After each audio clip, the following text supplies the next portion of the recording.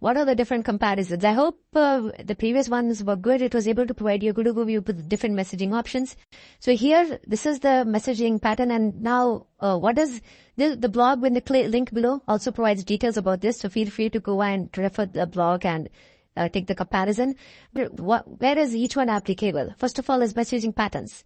The service bus, as it is a publish-subscribe mechanism, it is more applicable for queues, topics, and subscribers where, like if you have an application or like say a trading platform that needs to send a message and I want to ensure that the message is consumed or acknowledged or processed, that is where we would be going with the service bus option compared to Event Hub, which is event streamed. Now, I want to stream a event, like say there is a log event that has happened and I want to stream it to a downstream system such as Splunk.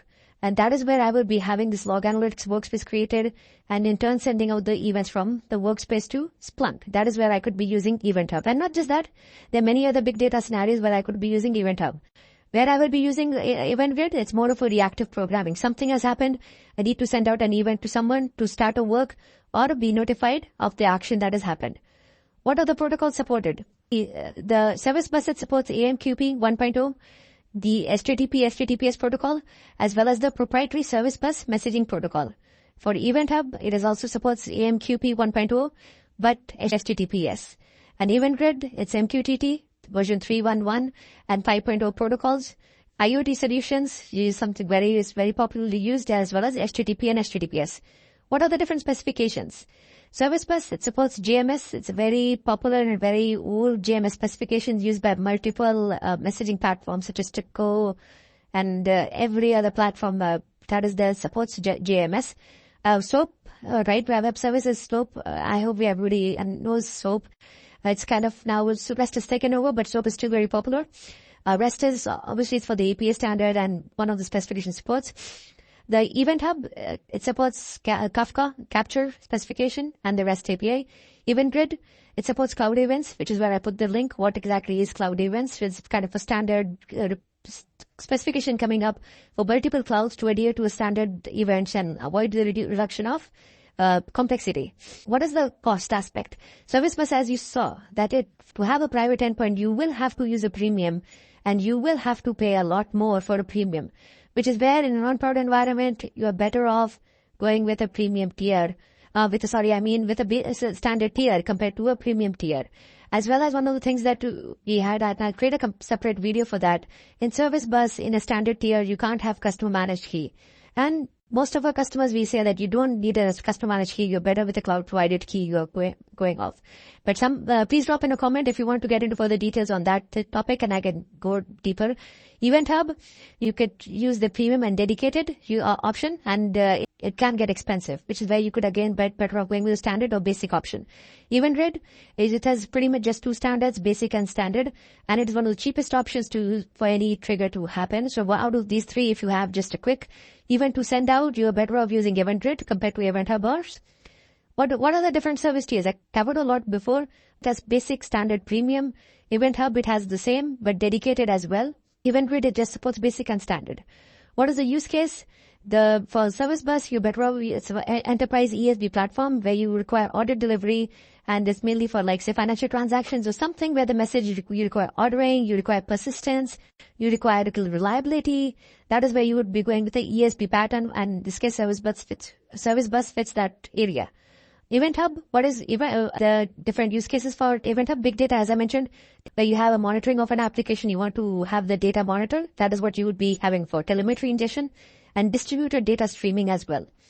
Event Grid, it'll react to the resource status changes, as well as it enables pub-sub messaging for an Internet of Things, as we saw at the protocol that is supported between MQTT clients and push-pull style delivery of discrete events.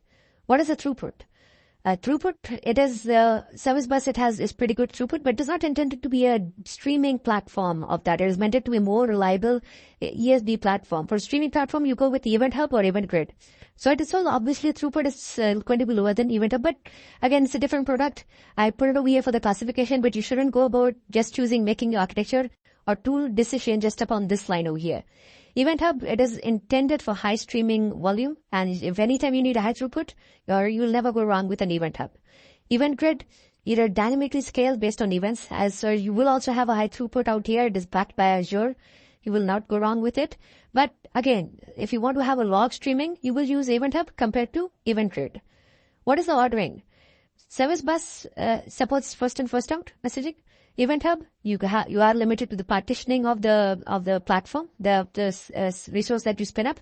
While in Event Grid, there is no event ordering. It is as soon as an event comes, it will fire, and it could be that the other event fires first and the earlier event kind of comes in late. What is the delivery guarantee? Service Bus, it provides at least once. Event Hub also provides the same, while Event Grid, it provides also at least once, and you could also have retry policies as part of it. The latency Service Bus, it is performant, it is milliseconds. As soon as the message is there, the subscriber, if it's listening, it will be able to consume the message. There is no issues in latency. Event Hub, Event Grid also, they are very low latency applications, so you will not have any latency issues compared specifically on Azure or any other cloud platform. What is the maximum message size? This is something very important. A lot of applications, they may be under this assumption, or they may want to send a high message workload or payload. So you may want to consider this. So Service Bus, which is like it allows applications to send messages for sizes up to 256 KB or 100 MB for premium tier. 100 MB is a lot of message data, so it's something to consider. Event Hub, as you see, it is 256 KB for basic and just 1 MB for standard. So again, if you have an event that is message that is greater than 1 MB, you cannot use Event Hub. Event Grid, it is mainly for MQTT limits and Event Grid namespace, and the max size is 512 KB. What is the retention period? In premium tier for Service Bus, it is 90 days. You could have the message retained in 90 days. Basic tier, it is 14 days. You could do it. But if an application is designing to keep the messages for 90 or 14 days, that is a very big flaw in the application. It is not intended to be a database. It is intended to be retain the messages and move it to a dead letter queue when done. That is a different architecture pattern. Please drop in a comment if you want to get into that pattern. I can always create a video separate for that. For Event Hub, the standard tier for persistence is 7 days. And this is good because it could be that the consuming applications such as Splunk for log, and I'll show in the next slide what I mean. It may not have the setup. And for Event Hub, the premium and dedicated is 90 days. For Event Grid, the retention period is minimum is 1 minute, while maximum it depends on the topic's retention, and the default is 7 days.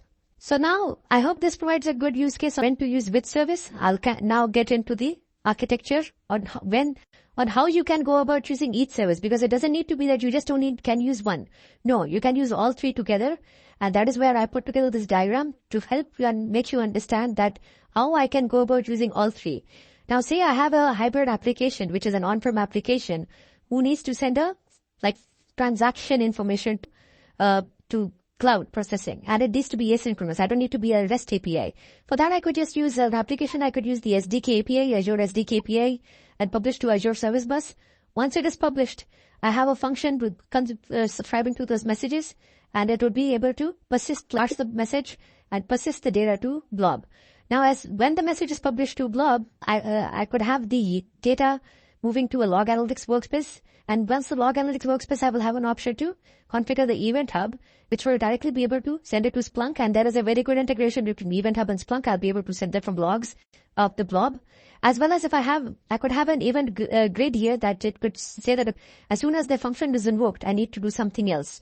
Or say if a file is put into the blob, I need to do something else, or I need to send out an email to someone that a file is put.